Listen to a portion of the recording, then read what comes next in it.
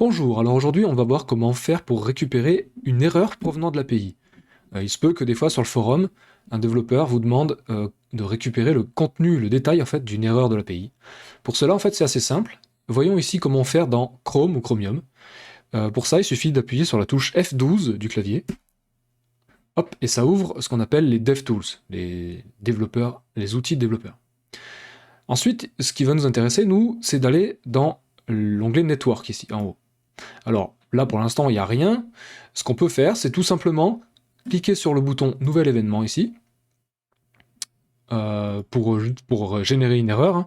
Et là, je vais soumettre le formulaire sans rien remplir, et vous allez voir qu'il y a une erreur qui va apparaître.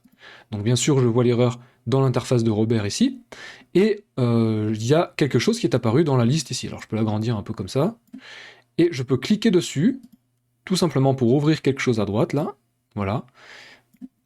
Et ce qui va intéresser les développeurs, c'est l'onglet Response, ici. Et ensuite, on va pouvoir copier tout ça pour le fournir aux développeurs dans le forum ou ailleurs, par mail, ou etc. Donc vous voyez que c'est assez simple. On peut faire la même chose, exactement la même chose avec Firefox. Donc allons voir dans Firefox. Alors là, pareil, je vais aller ouvrir le formulaire pour générer une erreur. Exactement le même raccourci, je peux appuyer sur F12, hop, pour ouvrir les DevTools de Firefox. Et alors, il se peut que là, ce soit en thème clair. Moi, j'ai un thème foncé, mais ça peut être très bien en clair. Et pareil, dans l'onglet Réseau, là c'est en français, quand je génère une erreur, hop, quand je clique sur la ligne, dans la liste, la ligne de l'erreur, j'ai pareil, exactement la même chose.